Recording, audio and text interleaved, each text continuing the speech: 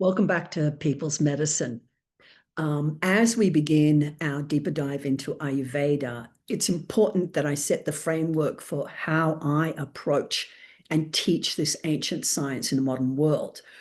So this is what I call People's Medicine, which is a system that brings Ayurveda to life in ways that are practical, accessible, and empowering for you right now.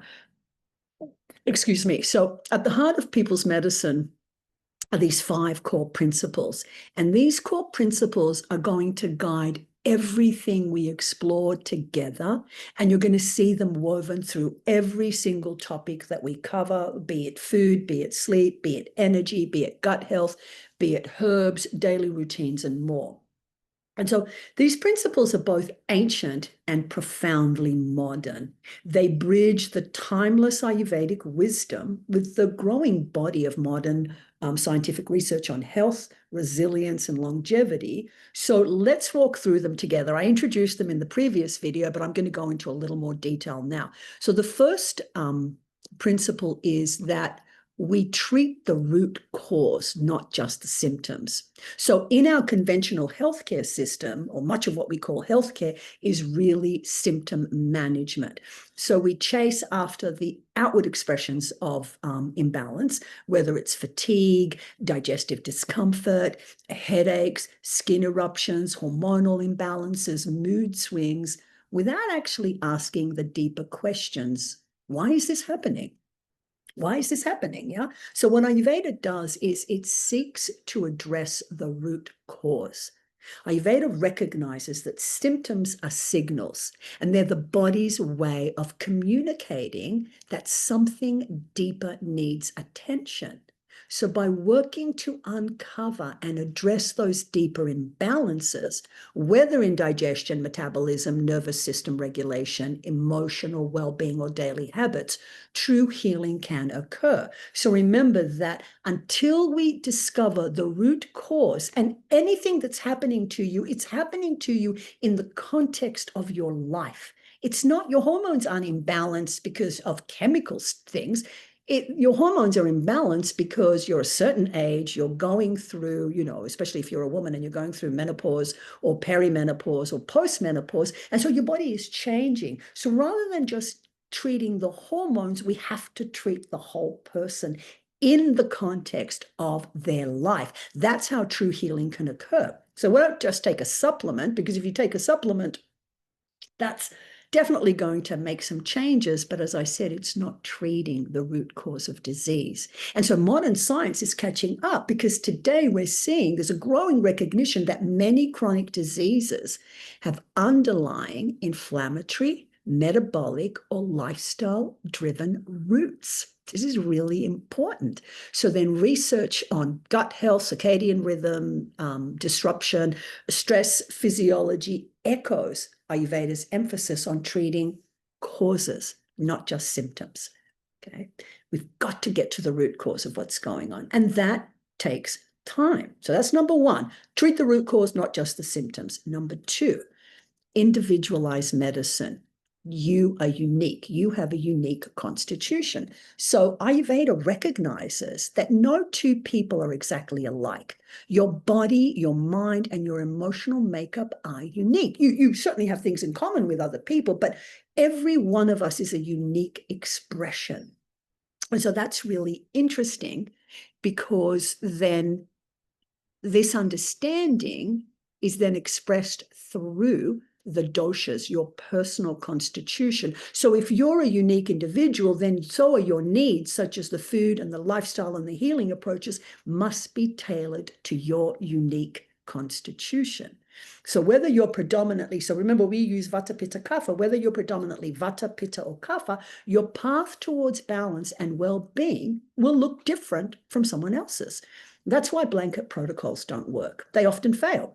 Now, modern genetic and metabolic research is increasingly validating this truth. So the fields of, we have nutritional individuality, we have genomics and personalized medicine now recognize that people respond differently to the same diets, to the same medications, and to the same treatments based on their internal makeup. Well, Ayurveda's known this for years, and it's actually quite simple. Once you can understand your basic dosha, like your basic constitution, which remember, your constitution could be different from what's presenting from your symptoms. Once you understand this, then we adapt. Yeah.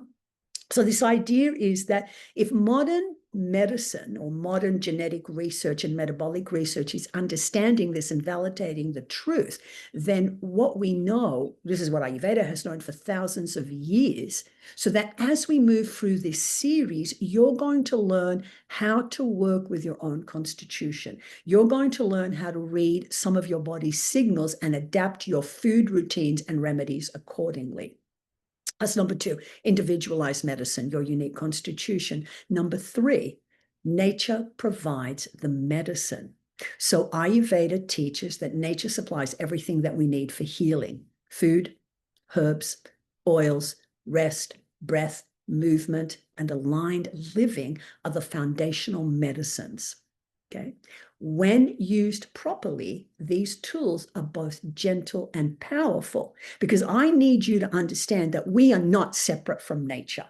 We are designed to live in harmony with seasonal cycles, with circadian rhythms, they're your day-night cycles, and environmental cues. When we reconnect with these natural patterns, healing occurs organically. Why? Because we've created an environment for healing to take place. Modern science affirms much of this. We now have robust research on the gut microbiome's response to whole foods that benefits, the benefits of circadian rhythms.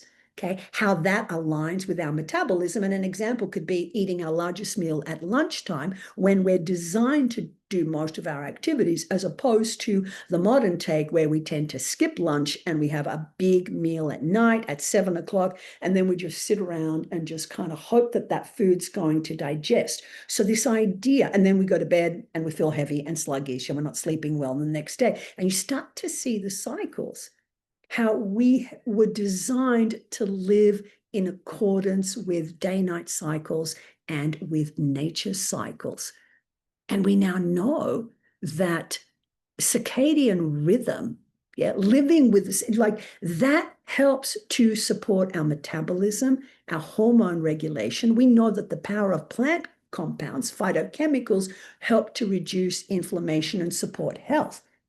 So the best thing that you can do for yourself is to start to eat a natural diet. The best thing that you can do is to start to eat whole foods that are in season and are local. So remember, nature is not something to be feared or controlled. Nature is to be partnered with. So that's number three. Nature provides the medicines. Number four, I've got three fingers. Number four, prevention and protection. This is my favorite part. So true medicine isn't only about treating disease once it appears. It's about creating the conditions for health to flourish long before illness takes hold. So this is at the heart of Ayurveda's preventative approach. By stabilizing digestion, by nurturing sleep, by regulating our daily rhythms, and gently supporting the body's detoxification processes, we just naturally build resilience. And then this resilience is what allows us to better navigate life's inevitable stresses, exposures, and challenges. So this is really interesting that when I first went to Ayurveda school, I remember my teacher saying that Ayurveda is about, you know how we have instant gratification, it's about future gratification, that the purpose of Ayurveda is to keep you, that good health is what you're growing into. But the truth about Ayurveda is that it is both protective, it protects us right now, and it keeps promoting an environment for health to take hold. And so modern longevity research strongly supports this approach. Studies on metabolic flexibility, cellular repair, which is called autophagy, immune regulation, and stress adaptation all mirror Ayurveda's emphasis on strengthening the body's innate intelligence before disease sets in. So prevention is not passive. It requires daily conscious choices that support balance. I remember years ago, I heard this saying and it said, it's not what we do occasionally. It's not those dramatic, I'm going on a cleanse and, oh, it's going to really support me. But it's our day-to-day practices over a lifetime that become our habits, that create the foundation for good health. So this idea of protection and prevention is really important. And then number 5, my most favorite one, is this concept of self-responsibility, this concept that you are the architect of your health. And I think that this is the most empowering of all of these principles, because what it's saying is I am not a passive recipient of healthcare. I am the active creator of my well-being. That means you are the active creator of your well-being. So Ayurveda doesn't outsource your healing to someone else. It teaches you how to observe. It teaches you how to listen and how to respond to your body's own needs. So we need to have a really strong relationship with our body, a true deep understanding of who we are, because you're the active creator of your well-being. And so this idea of, through the daily practices, through our food choices, how we rest, our mindfulness, and our lifestyle alignment, this is how we participate directly in our healing journey. Okay, doesn't mean you're alone. Okay, teachers, practitioners, and guides can support you. This is why I'm here. This is a big body of knowledge, and my role is to guide you and to bring this body of knowledge to you. And I'm doing my hands like this in a way that you can understand it, in a way that you can digest it.